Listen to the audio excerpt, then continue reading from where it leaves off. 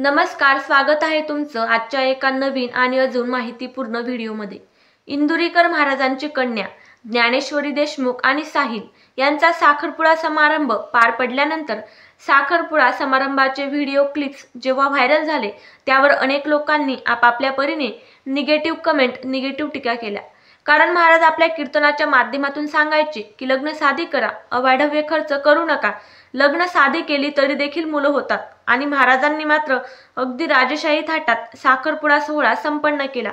लाखोंचा खर्च केला, गाड्यांच्या तोफांसह नवरी मुलीचं आगमन झालं। लोकांनी केलेल्या ह्या टीका ऐकल्यानंतर इंदुरीकर महाराज यांनी आता एक सर्वात मोठा निर्णय घेतला आहे। यापुढे त्यांनी कीर्तन न करण्याचा निर्णय घेतला आहे किंवा फेटा खाली ठेवण्याचा म्हणजेच कीर्तनाची सेवा थांबवण्याचा मोठा निर्णय घेतलेला आहे। आता याबद्दल स्वतः इंदुरीकर महाराज आपल्या कीर्तनामध्ये काय म्हणाले आणि नेमकं महाराज एवढे नाराज का झाले, एवढे संतप्त का झाले बघूया। महाराजांचं सिन्नर तालुक्यातील नायगाव येथे नुकताच कीर्तन सोहळा पार पडला आहे। त्या कीर्तनामध्ये महाराजांनी आपल्या मनातल्या सगळ्या भावना व्यक्त केल्या आहेत। महाराज बोलले की मी एवढी गावं पाहिली जेवढी कुणीही आजवर पाहिली नसतील, एवढी कीर्तनं मी केली आणि तेवढाच त्रास सुद्धा मी सहन केला जेवढा कुणी केला देखील नसता। एखादा दुसरा व्यक्ती जर माझ्या जागेवर असता तर कदाचित तो आजपर्यंत त्रास सहन करून मेला असता, पण मी आजपर्यंत खंबीर आहे। पण आता मला असं वाटतं की मी थांबून घेतलं पाहिजे, कारण लोक आता मला खूप शिवा द्यायला लागलेत। आता माझ्या डोक्यात आलं आहे आणि मी येत्या 2-4 दिवसात निर्णय घेणारच आहे। आता नको। 31 वर्ष झाली, 31 वर्ष मी त्रास सहन केला, माझ्या परिवारापासून, घरापासून, माझ्या मुलाबाळांपासून दूर राहिलो, रस्त्यावर झोपलो, रस्त्यावरच खाल्लं, रस्त्यावरच राहिलो। पण आता नको। माझ्या 26 स्कॉर्पिओ गाड्या झाल्या आणि 3 बोलेरो गाड्या झाल्या, म्हणजे एकूण 30 गाड्या 30 वर्षात माझ्या झाल्या आहेत। आताही मी दिवसाला 3 कीर्तनं करतो आणि महिन्याला चांगली इन्कम देखील मिळवतो। दिवसाला मी 3 कीर्तनं करतो म्हणजे करतो। एक कीर्तन केलं तर मला झोपच येत नाही, 2-3 कीर्तनं केल्याशिवाय चांगली झोपच मला लागत नाही। बोलून बोलून माझ्या अंगातली ताकद आता कमी झाली आहे। आम्ही आजवर किती कष्ट केलेत, लोक याचा कधीच विचार करत नाही। आम्ही हा संसार कसा उभा केला असेल याचा लोक कधी विचार करत नाहीत। आमची मुलं लहान असताना 8-8, 10-10 दिवस मुलांची आणि माझी भेट व्हायची नाही आणि आता लोक इतक्या खालच्या थराला गेली की माझ्या मुलीच्या अंगावर कपडे कसे आहेत याच्यावर सुद्धा लोकांच्या आता कमेंट्स आहेत। याच्यापेक्षा आणखी काय वाईट पाहिजे। गेल्या 4 दिवसांपासून माझ्या मुलीच्या अंगावर कपडे कसे आहेत याच्यावर लोकांनी बातम्या तयार केल्या आहेत, पण तिच्या बापाने कष्ट किती केले याचा कोणालाही विचार नाही। मला द्या शिव्या किती द्यायच्या त्या, पण माझ्या मुलाचा आणि मुलीचा काय दोष आहे। पण या सोशल मीडियाने आणि कॅमेरावाल्यांनी 8 दिवसात माझं जगणं अगदी मुश्किल करून टाकलं आहे। मुलगी मला आहे, मुलगी तुम्हाला सगळ्यांना आहे। जर तुमच्या मुलीच्या अंगावरच्या कपड्यांवर जर एखाद्याने कमेंट्स केली तर तुमच्या मनाला काय वाटेल। आणि मुलीच्या साखरपुड्यात कपडे नवरदेवाकडचे घेतात की नवरीकडचे घेतात? नवरदेवाकडचेच घेतात ना। मग काय ते कपडे माझ्या मुलीला मी घेतले का? मुलावाल्यांनी आणले।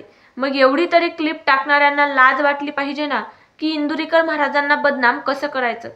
कारण त्यांच्या मुलीने जे कपडे घातले होते ते कपडे तर महाराजांनी घेतलेलेच नव्हते।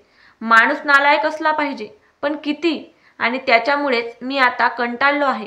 मी आता जवळ 2-3 दिवसात टाकणारच आहे एक क्लिप आणि थांबून घेणार आहे। बस झालं। 31 वर्ष लोकांच्या शिव्या खाऊन आयुष्यात चांगलंच केलं, पण त्याचं फळ मात्र मला वाईट मिळालं। माझ्यापर्यंत सर्व काही ठीक होतं, पण ते माझ्या घरादारापर्यंत, माझ्या परिवारापर्यंत जायला नको होतं। माझ्यापर्यंत ठीक आहे। मी आजही अशा ट्रोल करणाऱ्यांना उत्तर द्यायला समर्थ आहे। मी अजून 2 वर्ष कीर्तन करू शकतो। मला 2 वर्ष रिटायरमेंटसाठी आयुष्य आहे, पण आता कुटुंबापर्यंत गेल्यावर त्याच्यात मजा नाही आणि याची अक्कल इंदुरीकरलाच आली पाहिजे। आता त्यानेच थांबलं पाहिजे। त्यालाच आता लाज वाटली पाहिजे की कमेंट करणारे लोक बोलायला लागले आहेत। आता इंदुरीकरने फेटा ठेवून द्यावा, त्याचं त्याने चांगलं जगावं असं इंदुरीकर महाराज आपल्या कीर्तनामध्ये म्हणाले। अजून पुढे ते बोलले की आम्ही गेल्या 2-3 दिवसापासून विचार करतोय आणि येत्या 2-4 दिवसामध्ये मी निर्णय घेणारच आहे, कारण आता मजा नाही राहिली। तुम्ही दुसऱ्या लोकांना काहीच बोलत नाहीत। खूप लोकांजवळ पैसा आहे, जगामध्ये अनेक श्रीमंत लोक देखील आहेत, परंतु तुम्ही कोणालाच बोलत नाहीत। 30 मिनिटाच्या सभेसाठी आणि मोठ्या कार्यक्रमांसाठी ही मोठी लोक कितीतरी कोटींचा खर्च करतात, मग तुम्ही त्यांना विचारता का, त्यांना बोलता का? मग माझ्याच जीवावर का उठलात? मी तुम्हाला 1 कोटी रुपये देतो, फक्त तुम्ही मला एखाद्या मोठ्या पुढाऱ्याला विचारा की सभेला एवढा खर्च का केला? विचारू शकता का तुम्ही? नाही ना. गावोगावी संडास बांधली, त्यामध्ये देखील एवढा मोठा भ्रष्टाचार झाला, मग तुम्ही गेले का तिथे बोलायला? नाही ना. मग तुम्ही फक्त माझ्या जीवावर का उठलात? दुधामध्ये लोकांनी पाणी घालून घालून दूध विकली, मग तुम्ही तिथं बोलायला गेले का? सोशल मीडियावाले सगळी लोक विकली गेलेली आहेत, त्यांना पैसा मिळतो म्हणूनच ते कोणाबद्दलही चुकीच्या अफवा पसरवतात. मी सुद्धा तुमच्यासारखाच एक माणूसच आहे आणि माझी सुद्धा त्रास सहन करण्याची एक कॅपॅसिटी आहे. मी देखील किती त्रास सहन करू शकतो. प्रत्येक गोष्टीला एक मर्यादा असते, जी की तुम्ही ओलांडलेली आहे. ते जेव्हा माझ्यापर्यंत होतं ना, तेव्हा मला काहीच वाटलं नव्हतं, पण ते आता माझ्या कुटुंबापर्यंत गेलं. आता मात्र मला सहन होणार नाही. म्हणून इंदुरीकरनेच 2-3 दिवसात निर्णय घेऊन कीर्तन थांबवली पाहिजे. समाज प्रबोधन आणि लोक खड्ड्यात गेली तिकडे. केली 31 वर्ष समाजसेवा, आता खड्ड्यात गेलं सगळं. काय असं जगण्यात मजा आहे, लोकांच्या शिव्या खाऊन? असं इंदुरीकर महाराजांनी नायगाव येथे झालेल्या कीर्तनामध्ये सांगितलेलं आहे. म्हणजे महाराजांनी अजूनपर्यंत कीर्तन थांबवण्याचा निर्णय पक्का केलेला नाहीये. येत्या 2 ते 4 दिवसामध्ये ते एक क्लिप बनवून टाकणार आहेत. त्यामध्येच ते त्यांचा निर्णय पक्का करून सांगणार आहेत की कीर्तन बंद करायची की सुरू ठेवायची. पण लोकांच्या चुकीच्या कमेंट्स आणि टीकेमुळे महाराजांना खूप जास्त दुःख झालेलं आहे. महाराजांना खूप राग, संताप आलेला आहे. आता सर्वस्वी महाराजांचा निर्णय आहे की कीर्तनाची सेवा बंद करतील की चालू ठेवतील. पण याबद्दल तुम्हाला काय वाटतं? महाराज कीर्तनाची सेवा थांबवतील की चालूच ठेवतील? येत्या 2-4 दिवसामध्ये आता महाराजांचा निर्णय तर येणारच आहे. याबद्दलची तुमची जी ही मतं असतील ती देखील आम्हाला कमेंट करून नक्की सांगा.